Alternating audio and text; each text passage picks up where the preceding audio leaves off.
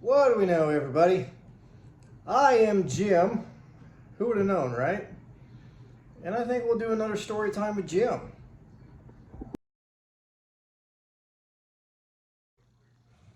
Well, like I said, everybody, I am Jim. And on this story time with Jim, I think we're going to talk about my first place, when I first moved out of my parents' house. And I've been wanting to do this video for quite a while, but I never really knew how to go about it. So I'm just going to kind of wing it here, so bear with me. But moving out of a person's parents' house, I think, is a really, really proud moment for any young man or woman that gets out on their own. It's something that we all look forward to all through high school. We make plans on how we're going to decorate, how we're going to furnish it, and all the cool stuff we're going to have and all the cool stuff we're going to do. And, well, then we hit the real world and realize things cost money, and it gets a little muddied. And I do think that men are a little bit easier than women in that regard. And that's just my personal experience. Women like to decorate more, like to have nicer furniture, and guys, when they start out, can live with a lot less. As long as they got a place to sit, a television to watch, and a place to lay their head, they're pretty content most of the time. And people get on their own various ways. Some people get good jobs out of high school. Some people get jobs out of college. Other people, their parents fooled them for a certain amount of time, and other people, they do the whole roommate bit. And I could never do the roommate bit. I did that in college, hated it, never wanted to do it again. That's just me. Other people, they don't have a problem with it. They got better friends than I had. It didn't matter. But when this whole story starts, I was in a really, really dark place psychologically with my anxiety. And then, of course, depression is a byproduct of that. But it was really, really, really severe anxiety. Day-to-day stuff was a heck of a struggle, but it was what it was. Well, I come from a town of 1,100 people in the middle of nowhere, and this lady from town, she called and said, "Hey, I know you're looking for a place. We got a little place here. It's nothing special." She told me rent. It was about $200, and I said, "Yes, ma'am." They didn't even have to look at it. But she wanted me to go look at it, so I went and I looked around it, and it really wasn't anything special, but it was a place. And I don't know if you'd call it an apartment, I don't know if you'd call it a house, but it was a place. And she wanted me to meet her husband, who I knew. I've met him before. We never really introduced ourselves. We've seen each other around. I mean, from a small town like that, you've seen each other. So, met him, got his approval, and kind of started this whole adventure. Now, to kind of give you a quick rundown of this place, and it is going to be a quick one, it might not make much sense, but this place was, for all intents and purposes, a garage. And for whatever reason, they built living quarters in this garage. They still had part of the garage, and then they built a whole little house or apartment or whatever you want to call it within it. So to get into it, you had to go into their backyard, and then you go to your door. You call it a front door, back door, I don't care, it was your only door. But you go through that, you look to the left, you see what's your what would be your living area. You look to your right, be your kitchen area. You had an old gas stove, you had one of the old school white sinks. I don't know what they're made out of. I believe it was just one bay in there, one tub, whatever you want to call it. Then you had a little fridge, and then they had some furnishings in there. They had a tiny little table with a folding chair where I ate most of my meals at, put my laptop on there, or later on my all-in-one PC on there. They had, I told you about some of the stuff in the kitchen. They had a couch, an old couch. It had a cover on it. They had an old chair in there. And then they had a bed with mattress on it. Nothing special. They had kind of your dorm room style double-decker washer-dryer combo. They had that in their garage, and actually I had my buddy Chris come over one day, and we moved that into the laundry room area. And that was a pain, and we made it a whole lot harder than what we needed to after the fact when we found that out. But it was what it was. So I did have stuff in there to make my life easier, because I didn't have the money to go out and buy a bed and buy a couch and all this other stuff. I mean, literally all that I had was a rocking chair I bought from my grandma. That was pretty much it. I had television and a few things like that, but not much. I didn't have a bed. I didn't have money to get a washer and dryer. I didn't have any of that. But like I said, you walk in, you had the living area and you had the kitchen area. They were separated by the couch, and then you had the table and chair behind that couch. And then you go towards what would, I guess you'd call a hallway.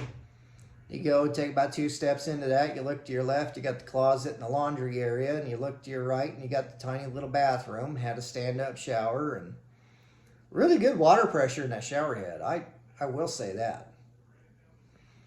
And then you keep going down, and you hit your dead end, and that's the bedroom. And the bedroom is actually a fairly decent size. But, I mean, it was what it was. It wasn't anything special. I didn't have a whole lot of nothing. I didn't have a dresser. I didn't have anything. But I made do. I went to Grandma's house, and she had some old, I guess it'd be kind of like night tables or something, some stands you'd have next to a room in like a nursing home, or next to a bed in a nursing home. She had a couple of those, and I grabbed both of those, and I used one to hold the TV, and I had just the old big box style television. Sat in on there. I had my PlayStation. I put my chair that I bought from her in there, and I had my speakers, my stereo, and all that set up. And I mean, that was pretty much it. It wasn't special. It was small. It was what it was. They had an air conditioner in the wall, and that air conditioner actually worked really good. I was very happy with that through the summer months. When winter hit, they had a big metal furnace in there. And this place wasn't insulated all that well, or at all. I don't even know if it was insulated at all, to be honest with you. But it was an old style gas furnace that was right out there between the kitchen and living area, just out in the open. And heard birds in the vent, and one of my biggest fears, especially when my anxiety's bad, is fire. And that, even since I was a little boy, that was one of my biggest fears, house fires. And so I never turned that furnace on in the winter. I bought 2 little infrared heaters. I put one in the living area, and I put one towards the bedroom. And I actually had to, in the wintertime, I'd have to heat up water, put it in old Powerade bottles, and stick it in the bed with me like hot water bottles so I'd get warm enough to go to sleep. I mean, it was a heck of a deal. But this place had a lot of those little roly-poly bugs. I don't know anything about these bugs. I know a lot of people can tell stories about them playing with them when they were younger. I'd never ever even seen these bugs until then, and I hated them. Because they would just crawl everywhere. You'd kill some and a million more show up. You spray for them and it didn't work. And they would crawl on me when I was sleeping and wake me up. It wouldn't bite or nothing, but just crawling all over you. It's just kind of not a good feeling, right? Oh well. But I researched stuff online about that, and I ended up sticking, I think, dryer sheets. I pulled a mattress up between the mattress and box spring, stuck dryer sheets all the way around it, and that actually helped. It actually helped keep those bugs at bay. But this place was tiny. In the winter it was cold. It wasn't anything special, but it's something that I needed. Not only for my growth as a person, but for my anxiety. To prove to myself that I could do it. And for those of you that never dealt with the really bad anxiety problems, this was one that I really had to do for myself. Because I was always so scared that I would have a heart attack or a stroke or something, and nobody'd be there to find me, and you'd end up dying alone, and it'd be this horrible deal. And it was nice to be able to prove to myself that I could do it, that I was going to be okay, that I could take care of myself. And it did a lot, and being honest with you guys, it did a lot to help out with my anxiety.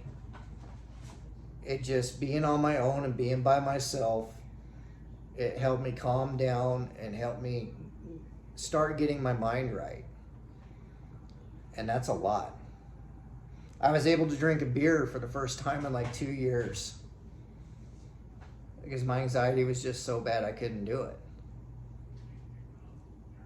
I was able to cook for myself and able to get into a routine. It was great. That part of it was great. I was able to sit there and jam out to my music. I would go late at night on my computer, or either my laptop when I had that, and when that died on my all-in-one PC, I'd go on YouTube, look up music, find new things, and it was fantastic. Just little things like that, little baby steps, little by little, helped my anxiety out a lot. I had a little tiny gas grill that I set out. They had a little tiny picnic table out there, little old cast iron one, and I was able to go and cook me a steak on there or a hamburger or whatever. It was nice. And what was really nice is that being on my own, nobody there to bother me. I was able to go see my grandma a lot. We were able to go to Subway. She loved Subway. And that's what we do. We go over to Subway, we get our sandwich, we'd come back, we'd sit at that picnic table. In the wintertime, if I'd make a roast, I could have her over, and then after that, we could make hash. And they'd come over for that. Mom and Dad and them. Guys, meet Chester. He's a really good kitty, but he is a little kitty and he is very, very annoying. Anywho, Mom and Dad, we had a storm and they had trees blow down, a lot of wind come through, blew a tree on top of Dad's pickup and knocked out the power, and they lost all the meat in their freezer and the refrigerator, and so I was able to have them over for goulash, and that was really nice. But when I moved into this place, it was more for me to get out of my parents' house and to try to figure things out on my own, so to speak. And then once I kind of got into the rhythm and everything else and got into a routine, I kind of come to the realization that, hey, I can kind of figure myself out now, and I can kind of grow, and I can do things to better myself and to help my anxiety and help my depression and get into a better place. To rebuild my confidence, to rebuild my psyche, whatever you want to say, and make it better. So I started looking at little things that can make it better. Christmas was coming up, and I always hated Christmas. And I did for some time after that too, because my birthday's on Christmas. But I had my mom look out on Facebook for a Christmas tree. She found one. I gave her the money. She went and got it. And I put up a Christmas tree. I bought lights. Put lights around the Christmas tree. I liked the blue because the blue lights were really, really calming for me. And so I got blue lights and I strung them all around that living area. And I liked dark. So when it was at night, turn out all the lights, turn those blue lights on, it was really, really calming for me.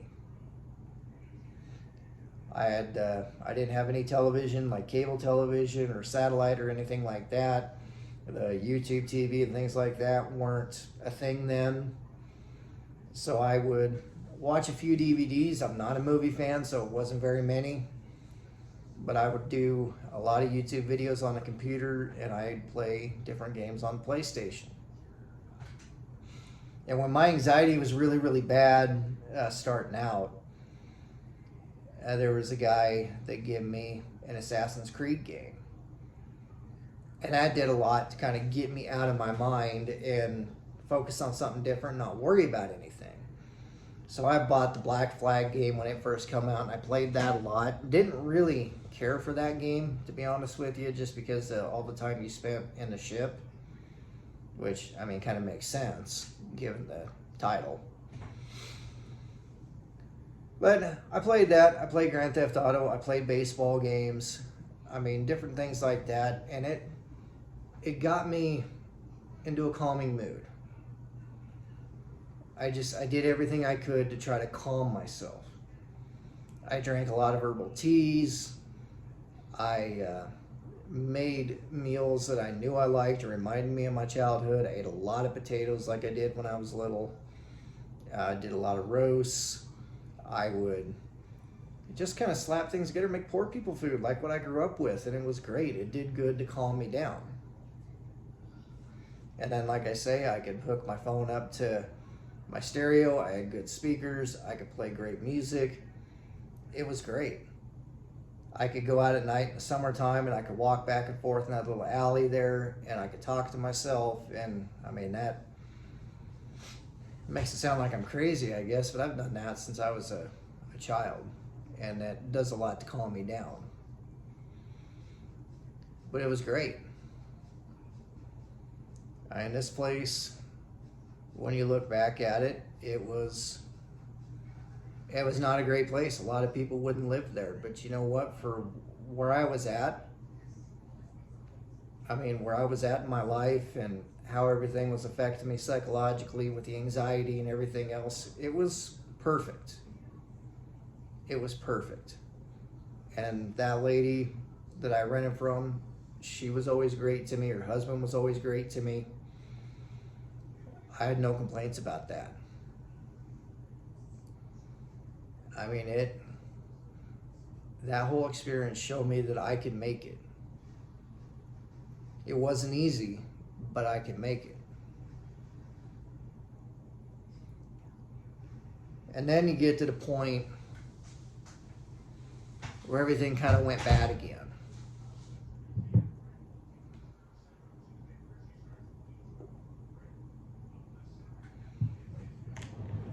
At this point in time, and I haven't really told you guys the whole Mike, Teresa, Dan, and Karen competition story. But the quick of this is Mike and Teresa were great people. They floated this couple from California that treated us like garbage. This is when my anxiety problems started because of how they treated me and the workload they threw on me. I quit there. I went to the competition. And because they were floated, it was kind of a good deal both way around. I was able to get out of that environment, and then on the other end of it, my customers were going to follow me, and when they couldn't make their payments, everything was going to work out. Well, that all worked according to plan. I got the phone call that I was waiting for. We went and had steak supper, and we hashed everything out. We got a salary figured out, and everything was going to be great. Everything was going to work out for once in my life. Everything was going to be wonderful. So I put in my notice when everything was going to be a go. I mean, it was a hard day because competition treated me wonderfully. I mean, they were great. I mean, it was one of those deals where putting in your notice was hard. But it was for the better in the end. Well, 2 days before this was all supposed to take place, the couple from California sold to the competition for what they owed Mike and Teresa. And there was nothing we could do about it. And I was flabbergasted. It's business. These things happen. I understand it. But at the same time, it hurt. So at the end of my 2 weeks, I gave them my key. I was done. And Mike and Teresa were trying to find any legal action they could do, so they gave me money to stay at home. And there was just nothing could happen. So it got to the point where I couldn't pay rent, and I had to figure something else out. So I was looking at different things to do. I went all around the state of Nebraska, put in give everybody my resume, and I was always met with the same thing where, hey, we heard the situation, it's a bad deal, we love you guys, we wish we could hire you, we just can't afford it. Or I was met with, you're overqualified for what we're doing. And I had one job that the guy called me, it was really promising. I come down, we talked, we had a good meeting, and then they had a lot of stuff go wrong down on their end, and it kind of fell through for me. Which is fine, that's life. So then I looked into different things where I like trains. I looked into that because I had one railroad that contacted me years earlier about being, I don't even remember what you call it anymore, the dude that drives the train. Researched that, looked at the pay for that, and I was still scared to leave. It was still, my anxiety was still really bad. I was scared to leave. And I looked into driving a truck. And through the grace of various people, I was able to set everything up to go to school for that. And when I was contacted Northeast Community College about it, they told me that, well, I couldn't enroll in the closest course, I had to wait. And talking to the lead instructor there, once I finally got there, he said that was a load and I should have just called his number directly, which I probably should have. But it was what it was. I mean, it didn't make any difference in the end either way. But I had to move. And thank goodness I didn't have a lot of stuff to my name. I didn't have very many possessions. I didn't have any real furniture except for that chair and those old stands and whatnot. But I moved all that stuff out and moved over to my grandma's place. And I remember my last night. That last night in that place, I felt like a failure. I'd worked my tail off ever since I graduated college to make it. And that didn't matter what I was doing, whether it was as a butcher, as a body man, as anything. I put all my effort into it to being the best that I could. And what did I have to show for it? I had a great resume and I couldn't get on anywhere because of financial concerns.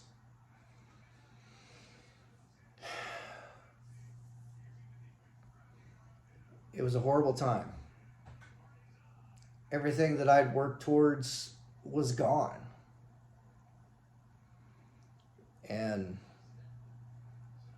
it was just not great. And that last night there, I paced. I paced back and forth. And I grabbed my grandpa's old favorite beer and I grabbed one and I drank that and I talked to my grandpa, pacing back and forth, and I cried. I ain't ashamed to admit it either. I cried. I cried a lot. I shouted. I felt horrible. Like I put in so much work to make something of myself. And no matter how hard I worked, no matter how good I got at something, I had nothing. And I tried.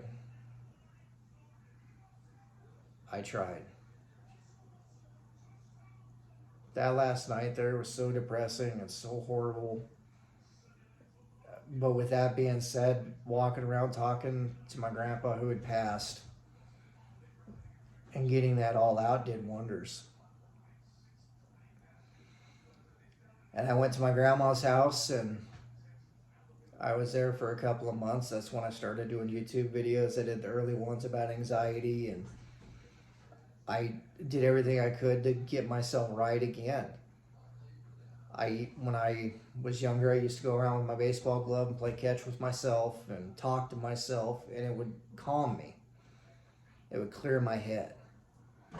And I started doing that again, and it started helping. And I would do these videos, and it would help. And it did more good than I thought it would. I felt horrible when I had to go over there, but it did end up doing me wonders. in the end. And then after that, went to school in Norfolk for the truck driving, and well, the rest is history. I busted my tail there and I did great. And look at where I'm at now. I'm in a nice old farmhouse. I got a wonderful wife, a wonderful little baby, 2 annoying little cats. I mean, it's a far cry from what it was. I mean, that little place there was a stepping stone to prove to myself that I could do it. And there were so many moments in there that brought so many emotions. Emotions that ranged from fear, anxiety, depression, sadness, happiness, progress. I mean, success, failure, everything. Just all in that short span that I was there. And looking back now, it's kind of crazy, and you can laugh about it and you can think about it. And I guess it kind of goes to show you that everything happens in its own time and everything happens for a reason. You know, then maybe, just maybe, the reason things didn't work is because they weren't supposed to at that time. Maybe you weren't where you were supposed to be, doing what you were supposed to do. Because if all of that worked out, there's no way I'd be where I'm at right now. And that's just the way I look at it. And I'm very, very proud of where I'm at right now. I'm very happy to be where I'm at right now. I'm very happy to have the life that I have right now. I have a wonderful wife who I love. A wonderful little baby boy. And to think way back then, I never thought that I'd get married or have children. And just look at me now. I'm living the dream. But at any rate, guys, I'm going to cut this off here. I know I just kind of rambled and jumped around. I hope you stuck to the end because I like telling these stories. I like reliving this stuff even if it isn't always pleasant. But as always, guys, I thank you all for watching.